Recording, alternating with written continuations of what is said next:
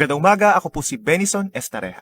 Meron tayong update regarding kay Typhoon Rolly with international name na Goni at kay Atsani, international name din po ito, na isang bagyo sa labas ng ating area of responsibility. Base sa ating pinakahuling animation, namataan si Typhoon Rolly sa layong 655 kilometers na lamang from Virac, Catanduanes.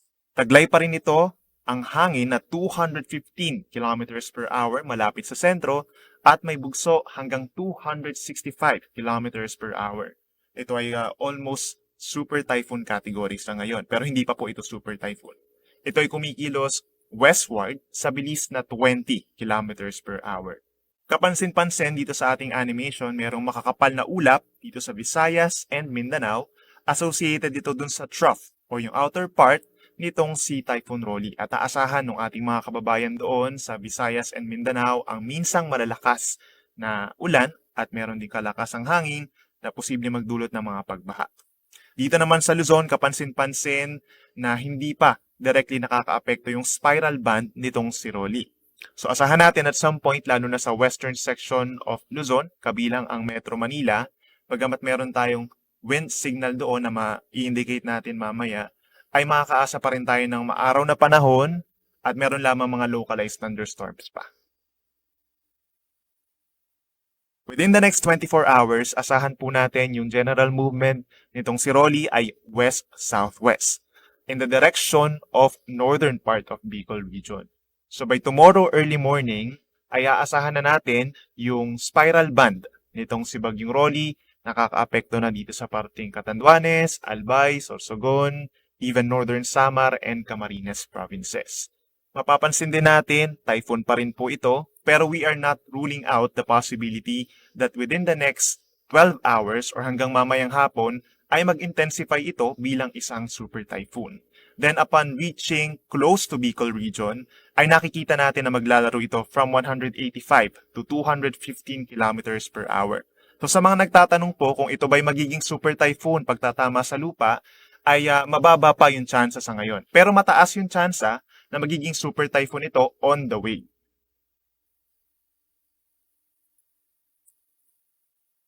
So within 24 hours, simula November 1 ng madaling araw hanggang sa Lunes ng madaling araw, ito ay tatawid dito sa parting Bicol region sa umaga. Then inaasahan yung sentro nito pagsapit ng tanghali hanggang hapon ay tatawid, magla-landfall po dito sa may Pulillo Island as well as the rest of northern Quezon. Then babagtasin din ito pagsapit po ng hapon hanggang gabi itong Calabarzon, Metro Manila, napakalapit po niya sa ating sentro nitong si Rolly, Central Luzon, and even parts of Ilocos region, particularly Pangasinan and La Union. Inaasahan din na from typhoon, from November 1 hanggang November 2, typhoon pa rin po ito, pero hindi dito nakikita na posibleng mag-weaken ito ng mabilisan as a minimal typhoon. So naglalaro from 120 to 140 kilometers per hour na lang yung maximum sustained winds. Nonetheless po, magiging malakas pa rin itong si Rolly habang binabagtas po yung malaking bahagi ng Luzon. Pagsapit po ng Tuesday ng madaling araw, ay magwi-weekend pa ito dahil dun sa pagpasok ng ating amihan na malamig at medyo dry at bilang isang severe tropical storm. That's around 545 kilometers away from Zambales. At pagsapit pa ng Wednesday ng madaling araw, ay nasa 910 kilometers ito from Central Zone bilang isang tropical storm. Sa ngayon po ay nakataas na ang Tropical Cyclone Wind Signal number 2 sa 4 na lugar, kabilang ng Catanduanes, eastern portion of Camarines Sur, Albay, and Sorsogon. So asahan pa rin natin dyan hanggang 120 kilometers per hour na lakas ng hangin within the day. At dahil sila yung lalapitan directly nitong si Bagyong Rolly, ay aasahan pa natin yung pag-akyat ng wind signals sa mga nabanggit na lugar, worst case po hanggang signal number 4. Maraming lugar pa sa Luzon at parteng Visayas ang merong signal number 1. Kabilang na dyan ang Camarines Norte, natitirang bahagi ng Camarines Sur, Masbate, kabilang ang Burias and Ticao Islands, Marinduque, Romblon, Oriental Mindoro, Occidental Mindoro kabilang ng Lubang Island, Quezon kabilang ng Polillo Islands, gayon din sa Laguna at sa Batangas. Signal number 1 din po dito sa Metro Manila, gayon din sa Rizal, Cavite, Aurora, Nueva Ecija, Bulacan, Pampanga, Tarlac, Zambales, at Bataan. Signal number 1 din dito sa ilang parte pa sa Northern Luzon, kabilang ng southern portion of Isabela, Quirino, Nueva Vizcaya, Ifugao, Benguet, at Pangasinan. Panghuli, signal number 1 din dito sa Northern Samar, sa northern portion of Samar at northern portion of Eastern Samar, gayon din sa northern portion of Biliran.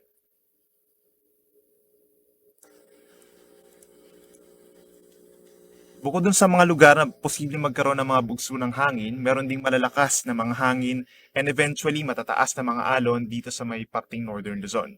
Asahan hanggang 5 metrong taas ng mga alon sa Batanes, Cagayan kabilang ang Babuyan Islands, Ilocos Norte, Ilocos Sur, at Isabela.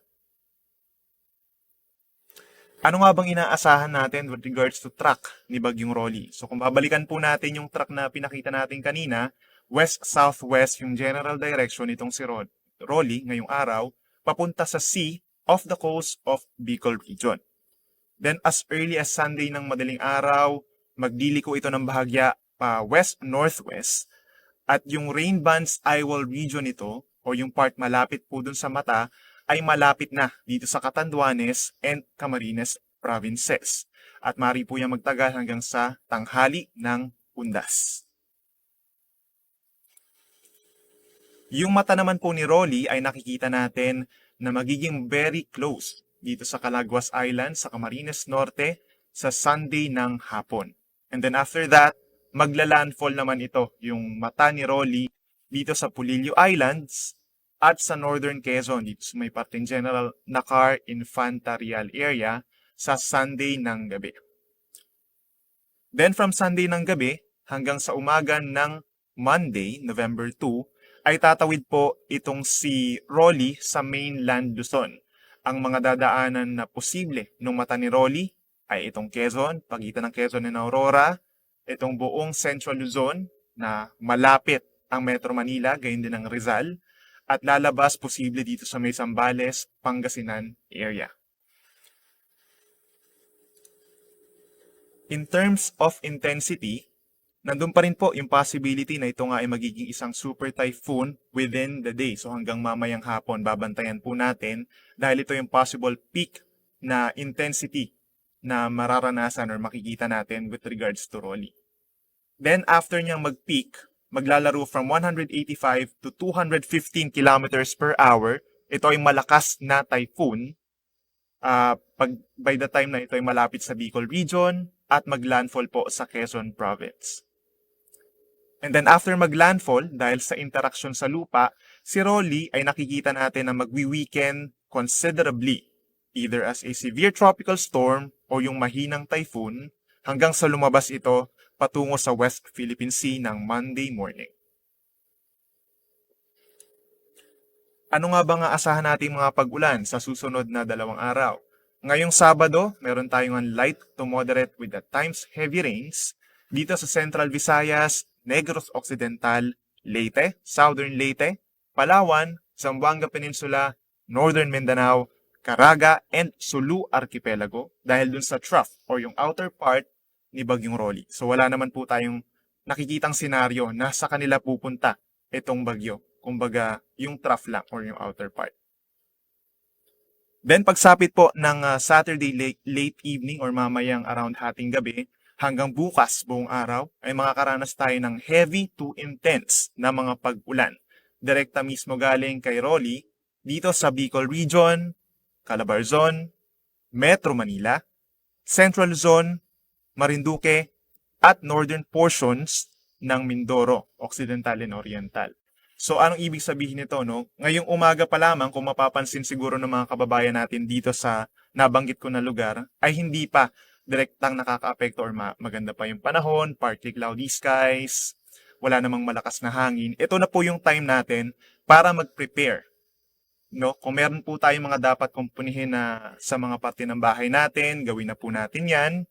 Kung meron tayong mga gamit na malapit sa lupa na posibleng bahain at mabasa, ay iakyat na po natin. At kung meron tayong mga alagang halaman or alagang hayop na kailangan nating sagipin or ipasok sa ating bahay kung kinakailangan, ito na po yung time hanggang mamayang hapon. Dahil pagsapit po ng gabi ay magiging maulap na yung kalangitan at magiging progresibo po yung mga pag-ulan at lakas ng hangin.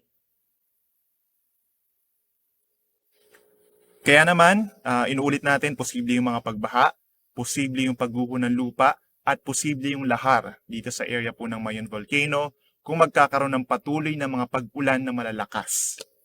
Magantabay po sa updates ng PAGASA, yung heavy rainfall warning natin na lagi ini-issue, meron tayong mga thunderstorm advisories at rainfall advisories. So possible pa rin po, Tropical Cyclone Wind Signal number 4, yung pinakamataas natin na i-raise doon sa mga areas sa Bicol Region and Quezon Province na pinakamalapit or una magla-landfall, itong si Bagyong Rolly. Doon naman sa mga kalapit na lugar at yung mga dadaanan pa nitong si Bagyong Rolly dito sa other parts of Calabarzon and Bicol Region, maximum yung Tropical Cyclone Wind Signal number 3.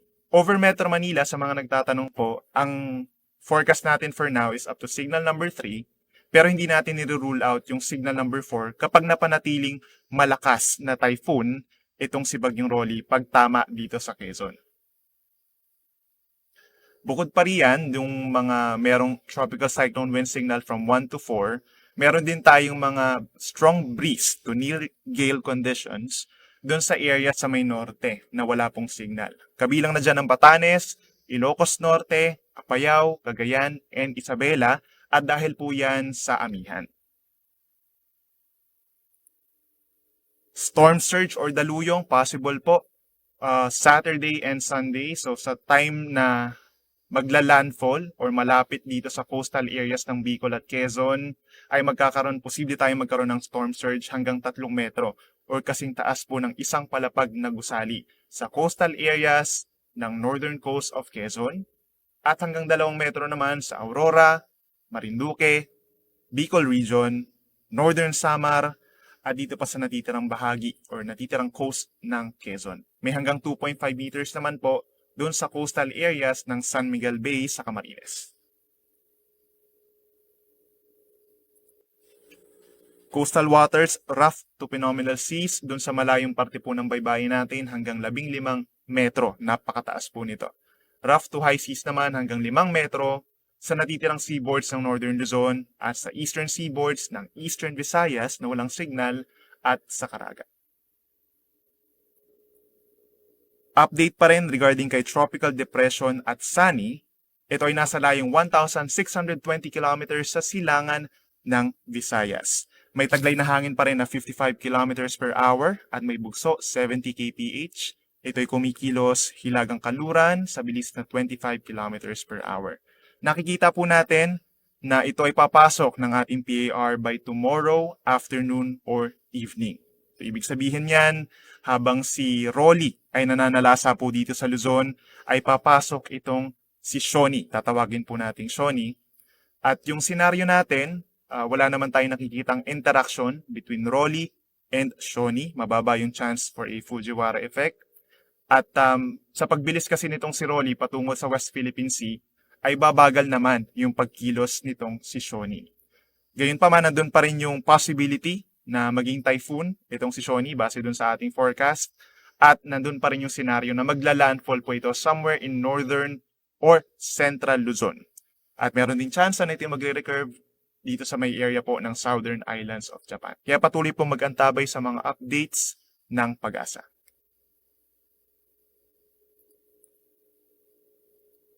Yan muna latest mula dito sa Weather Forecasting Center ng DOST PAGASA.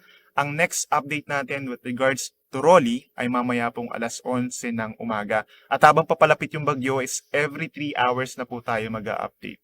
Ako muli si Benison Estareja na nagsasabing sa anumang panahon, PAGASA ang magandang solusyon. Mag-ingat po tayo.